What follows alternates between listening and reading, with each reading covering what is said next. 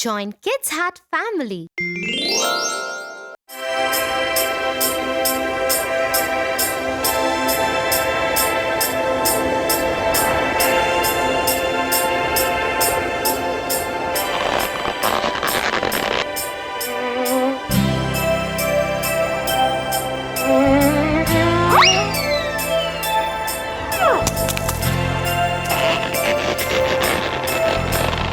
Tofu, stop throwing snowballs at me! Stop! But that's how I play with snow. I love making snowballs.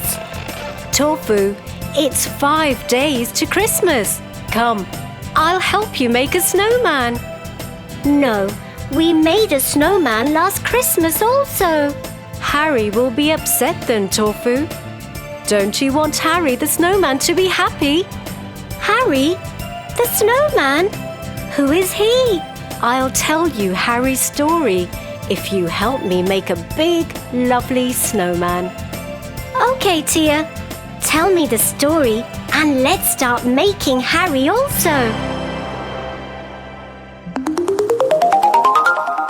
Harry the Happy Snowman. 5 days before Christmas Eve, Santa was working out in his gym, practicing his technique of dropping down through chimneys without getting stuck. Santa has quite a possibility of that. Suddenly, one of his reindeers, Donda, came running in. He seemed rather distressed and worried. Santa, Santa! Harry the snowman has run away! I am panicking! Calm down, Donda. There is nothing to worry about. I will personally sort out Harry's problems and bring him back home safe and sound. Donda, alert the elves and begin a search whilst I head back to my sleigh. Santa took off to the skies to find Harry.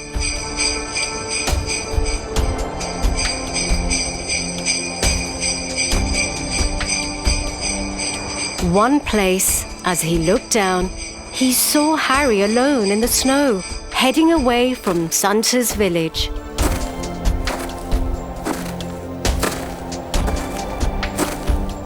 Harry! Harry! Can you hear me? Santa pulled down and landed just beside Harry. But Harry ignored Santa and kept walking. Jump aboard, Harry. Get back in. Harry! But Harry kept on walking away. Santa shouted again. Harry, please listen to me. Talk to Santa. Harry slowly turned around, looked at Santa with tears in his eyes. Harry, my dear, there comes a point in everybody's life when you feel like running away. But that is not the answer. That's not the right thing to do.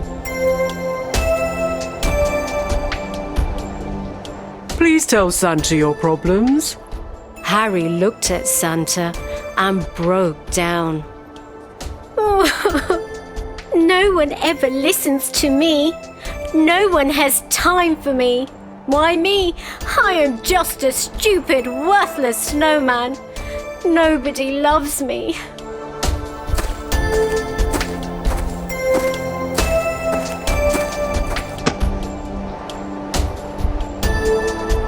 Harry, my boy, you are not worthless. Dry your eyes, wipe your face. Come, I want to show you how important you are.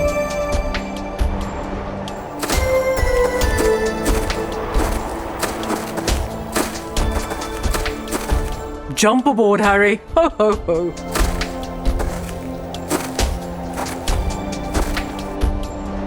Harry looked at Rudolph. He had his head hung low. Rudolph, my boy, take to the skies, I ordered. Let's prove to Harry how important he really is.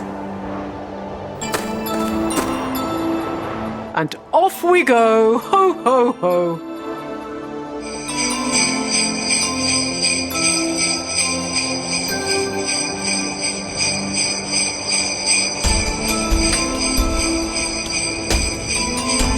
As they traveled around the world, Santa showed Harry millions of snowmen, all built by children having fun with the help of their family and friends. Look, Harry, building snowmen bring people together. Harry, imagine a Christmas without a snowman. It'll be incomplete. No fun. Imagine our family without you.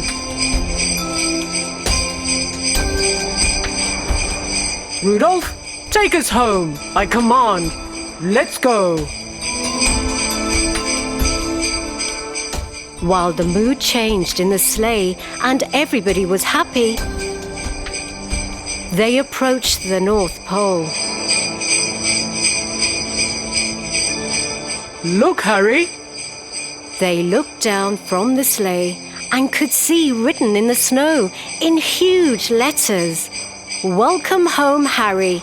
We love you."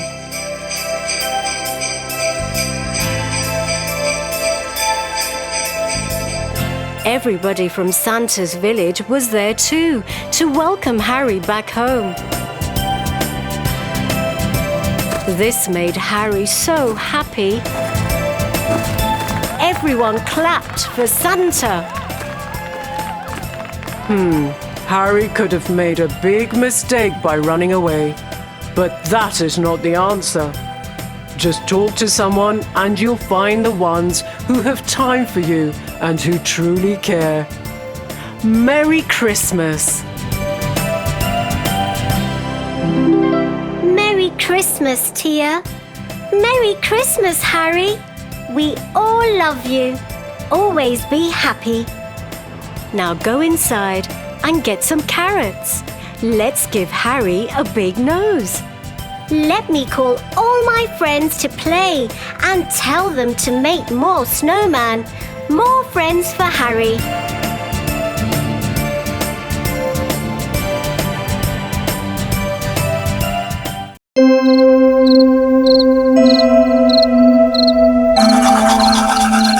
Tia, today our teacher spoke to us about putting others first before our own needs.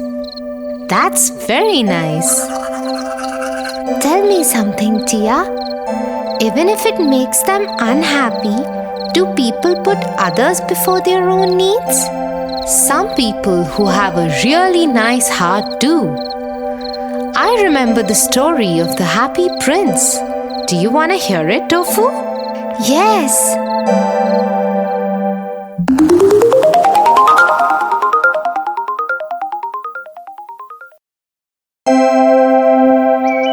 Once upon a time, a beautiful golden statue of the most beautiful smiling prince stood in the town center.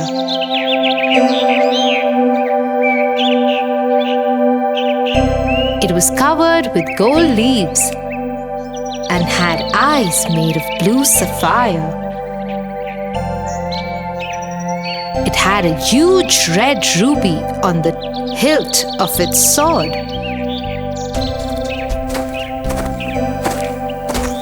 Everyone who ever saw the happy prince fell in love with it. The baker, whose flour had just fallen on the floor, saw it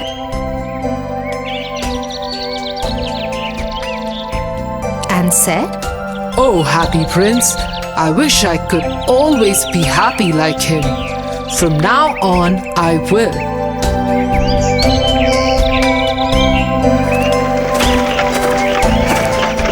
The schoolgirl, whose mother wouldn't buy her ice cream, saw the happy prince and said, "Oh, the happy prince! I wish I could always be like him. From now on, I will."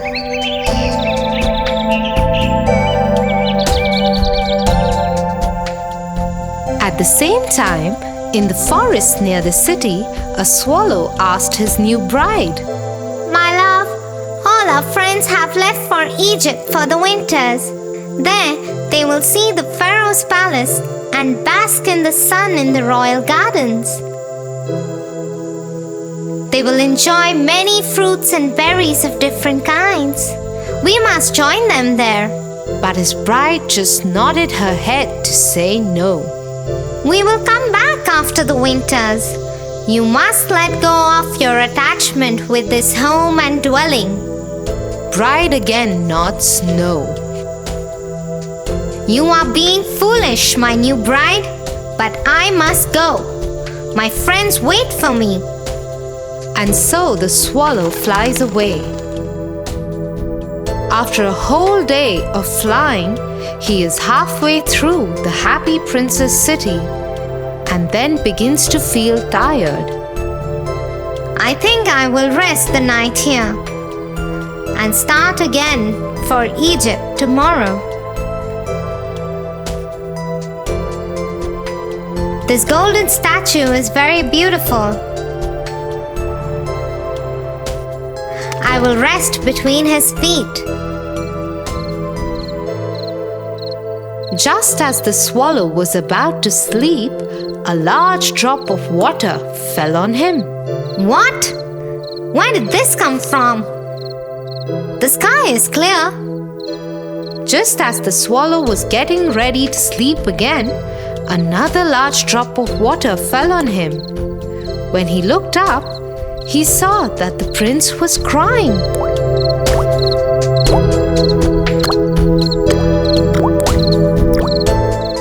Who are you?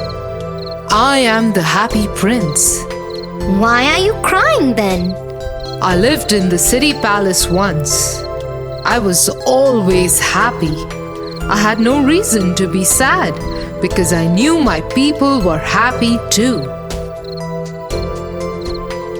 When I died, they made a golden statue of me and put me here. From here, I can see the sadness of my people, and my heart, though it's made of lead, feels sad. What do you see, a golden prince? Far away, I can see a seamstress. Her fingers are red and bloody from endless stitching.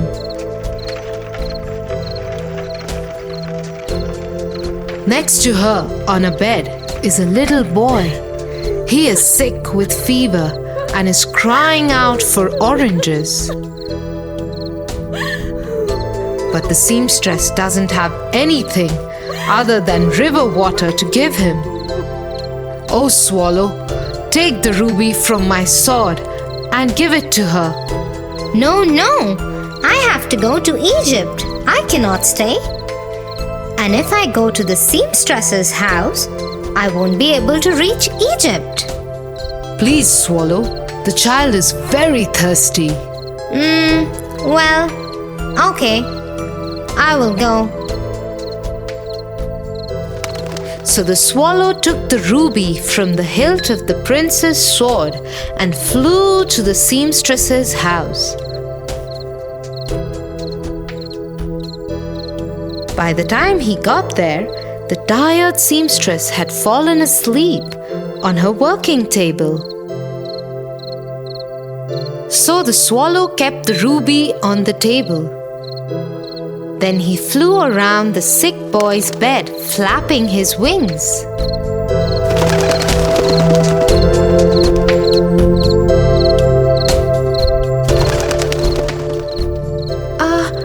I feel so much cooler. I think I must be getting better.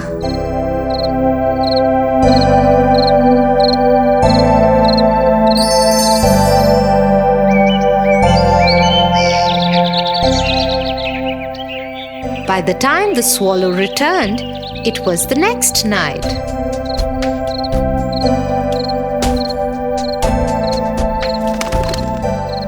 I will now go to Egypt. But the prince was crying again.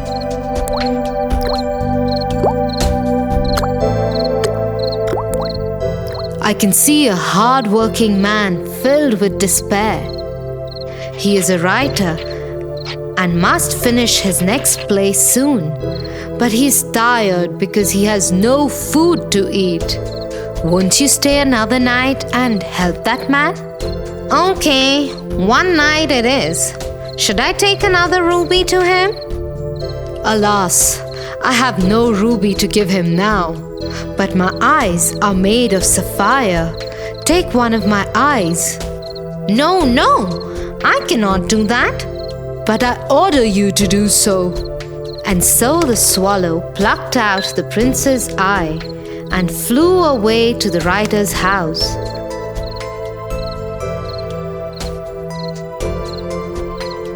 By the time he reached there, the writer had fainted out of hunger and cold. The kind swallow put the sapphire on the writer's desk and collected dry twigs and lit a fire for the writer before he flew back to the prince.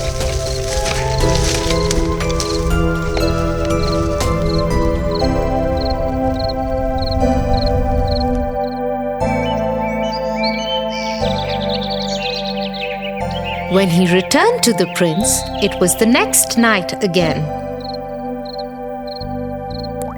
And once again, the prince was tearful. What is wrong, Prince?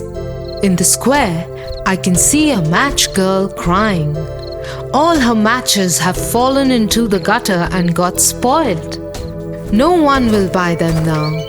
She is afraid her father will be angry when she goes home without any money. Please, Swallow, take my other eye and give it to her. No, I cannot do that. You will become blind. But I order you to do so. And so the swallow plucked out the prince's other eye and took it to the little girl. The girl became very happy when she saw the stone and went home skipping.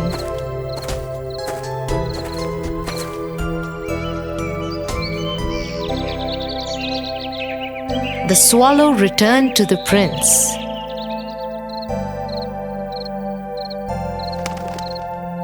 Now you can go to Egypt, my friend. No, now I cannot go, my friend. I will stay here and become your eyes. So the swallow stayed by the prince. Every day he would fly over the city and tell the prince the sorry tales he saw.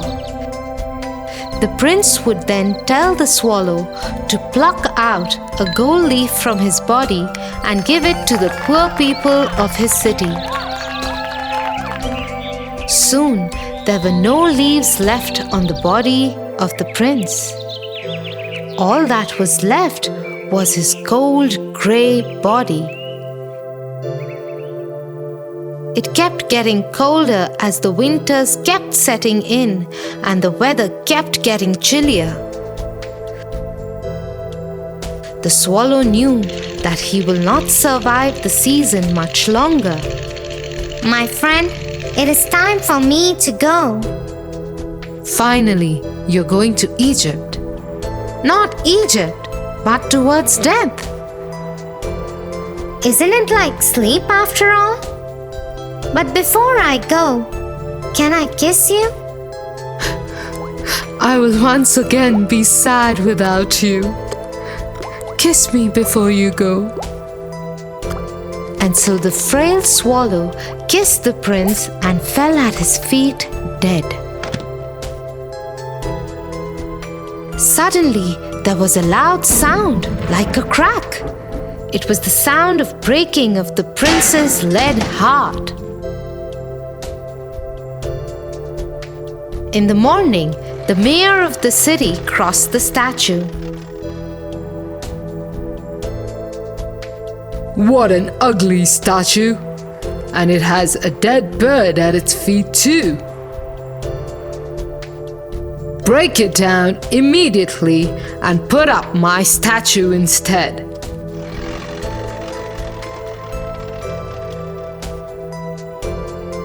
A few hours later, when the mayor's men broke the statue apart, they found the 2 pieces of the prince's heart, and they threw it into the bin next to the dead swallow. That's when God said to his angels, "Bring me the most precious 2 things in the world."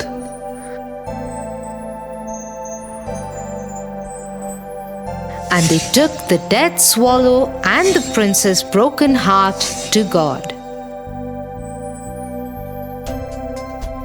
"Well chosen, my angels. From now on, the swallow will sing in my heaven, and the prince will praise my ways." So you see, Tofu? Even if you forgo some happiness by putting others before you, there are always better things waiting for you. Yes, Tia. Now I understand what my teacher was talking about.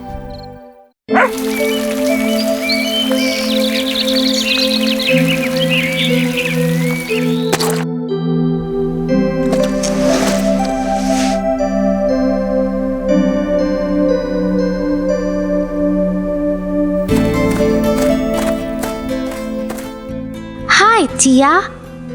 Hi, Maria. Hi, Joanna. Hi, Tofu. Hello, Tofu. Hello, Tofu. What are you all up to? We are completing our art project for tomorrow. I also want to do it. Can I?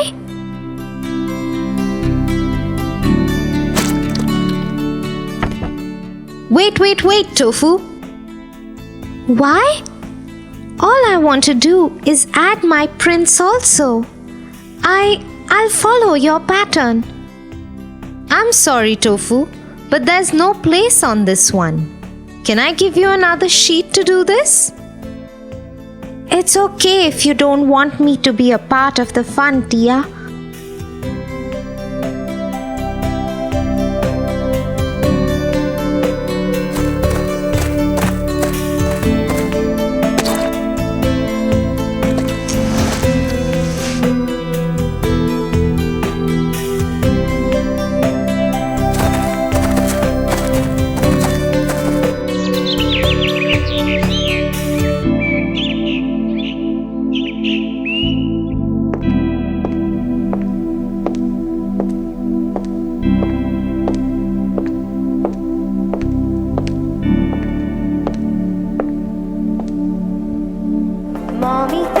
Mommy finger, where are you? Here I am, how do you do?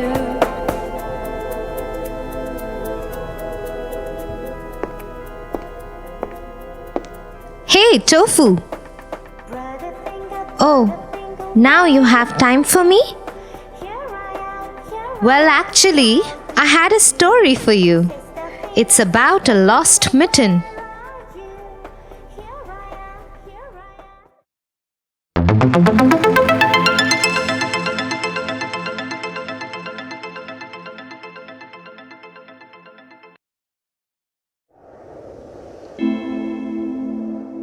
On a cold winter day,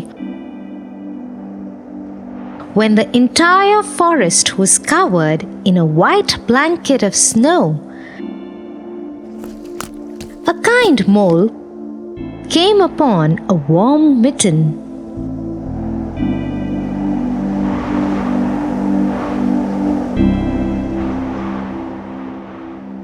Oh wow, a warm mitten on this cold day. I'll live in it and make it my home for the winters.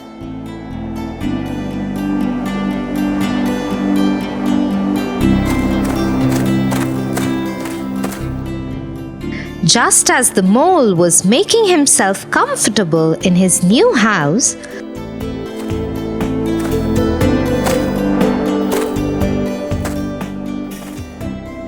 a little frog showed up at its mouth and called out to the mole. Hello, Mr. Mole. Oh, hi there, frog. How can I help you? It's very cold out here today. My feet are freezing in the snow. Can I share your mitten with you? Of course, there is enough room in here for both of us. So the kind mole welcomed the frog in the mitten. Just as they were warming up, a rabbit comes up to them.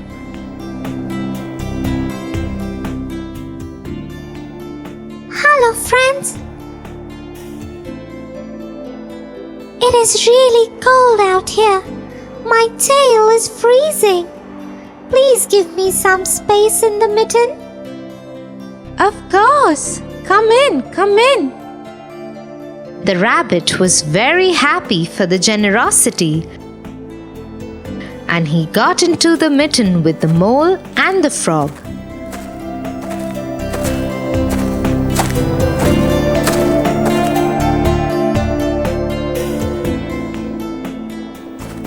Then they had 2 more visitors, a fox and a vixen.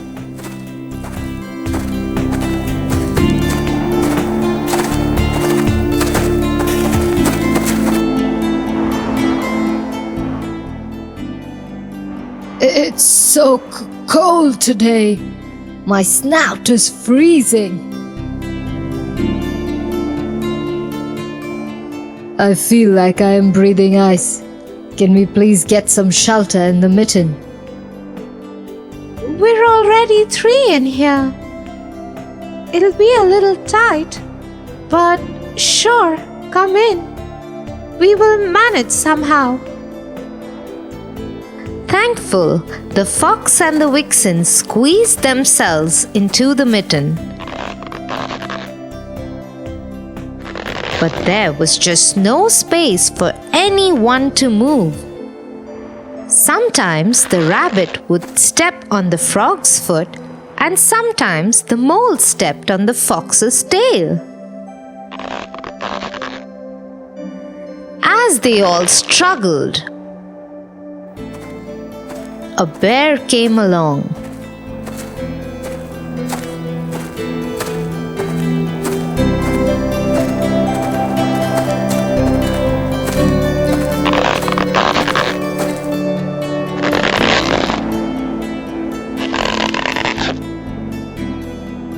A warm mitten and good company. Just what I need on this gloomy, cold day. Make room for me, friends. I'm gonna come in too. Oh no! But there's no place in here. You're too big for this mitten. I promise I won't take too much space. No. But the bear didn't listen to them and made it into the already crowded mitten.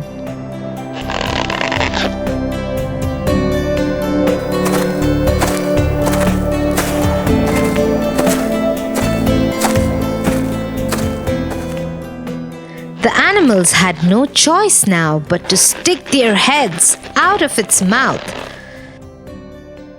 so that there was space inside for their bodies. And just as they were all finally settling in, a baby mouse came along, shivering in the cold.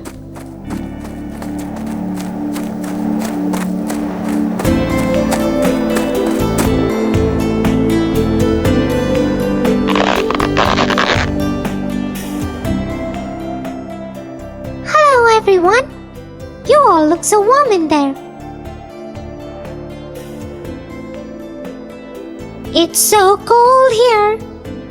Look at my tiny tail. It has frozen itself blue. Please let me also come in. Sorry, little mouse, but this mitten is completely packed. Even though you are so tiny, there is just no room for you here. Oh, but I see some place. It's all that I need.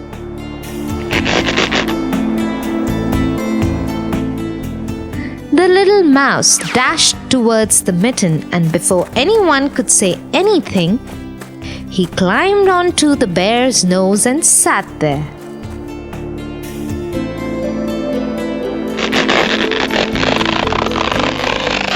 But his cold tail hung there and irritated the bear's nose. He was about to sneeze. Achoo! The bear couldn't hold his sneeze, and with a loud sound, he sneezed so hard that the mitten went flying up, and up in the air, and all the animals got thrown out of it into the cold snow once again.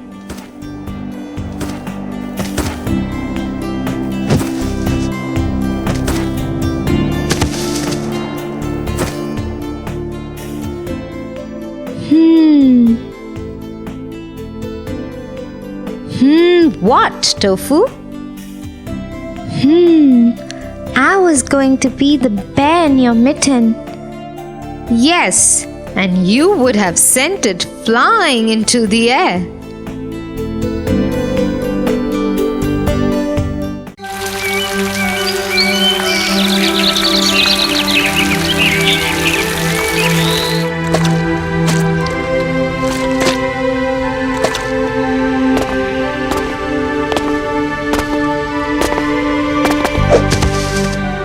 Is everything fine, Tofu? No, how can everything be fine?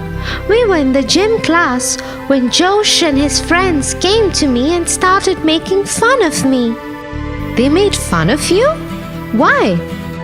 Because they all are taller and faster than me. Well, they should be. They're much older to you, Tofu. Everybody knows that, but it was so embarrassing, Tia. What are you going to do now? What can I do? Well, let's get your mind off this nonsense. I read something interesting in school today. Should I tell you? I guess.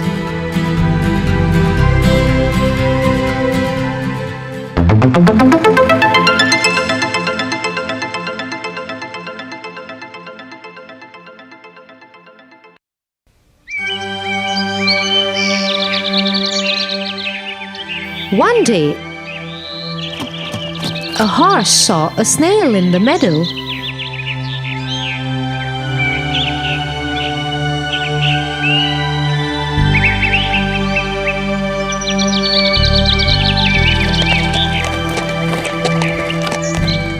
Look at you.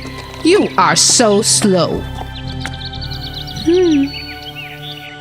The snail did not like the way the horse spoke to him, but he decided to ignore his mean comments. But the horse went on and on. Where are you going? And when do you think you'll reach there? I don't understand why you need to make fun of me all the time. Well, look at yourself. It takes you so long to get from one place to another. I would run miles in that time. I suggest we both get on with our business and day. You know, I have an idea. Let's race. The snail thought about it for a moment. He had a plan. Okay, sure. Let's do that. How about this Sunday morning? Okay, we will race this Sunday.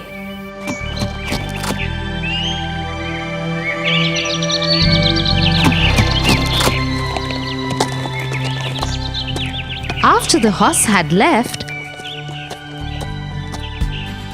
the snail gathered all the other snails and told them what had happened.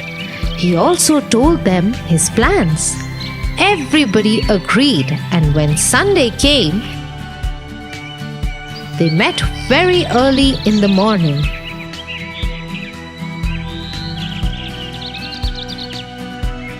Okay, everyone, spread out from the starting point of the race till the ending point. Everyone hide all along the racetrack.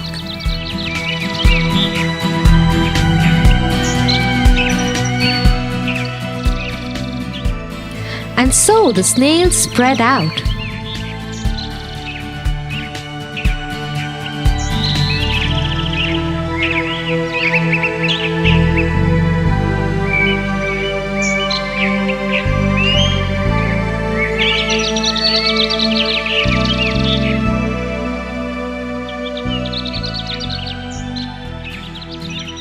When it was time for the race, the horse arrived. Soon the race started. The horse took off striding.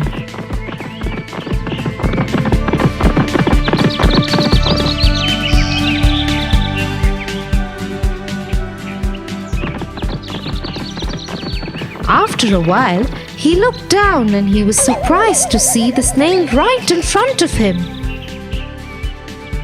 How did you get here? I must run faster.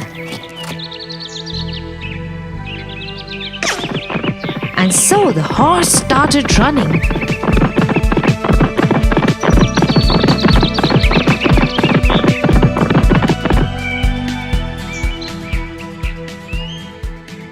After some time, he looked down and yet again saw a snail ahead of him.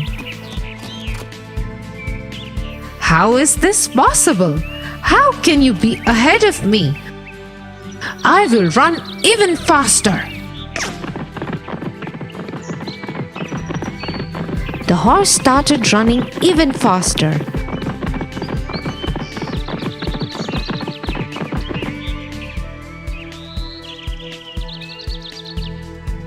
When he looked down again after some time, he saw the snail there again. This is impossible. I will run the fastest I can.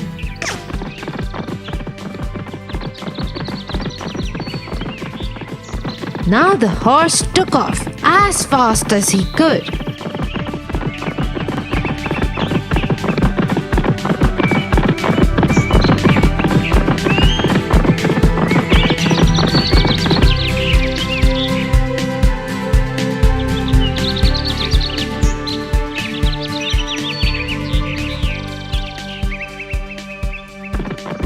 As he neared the finishing line, he looked down, but he saw a snail crossing the finishing line. Tired and humbled, the horse gave up. I am so sorry. I underestimated you and made fun of you. Please forgive me for my arrogance.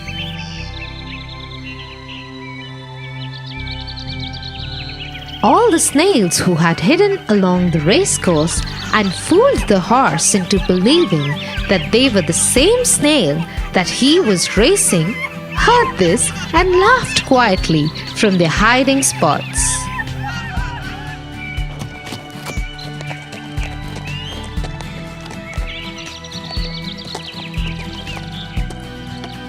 What a wonderful story, Tia! Isn't it? I loved it too. And you know what, Tia? I know what to do about Josh and his friends. I'm feeling so much better. Oh, really? What will you do? I won't get into a fight or get upset by what they say. I will just use my brains instead of muscles. Well, that sounds like a good idea to me, Tofu. Thanks, Tia. I'm going to my friend's house to make a plan. Bye. Bye, Tofu.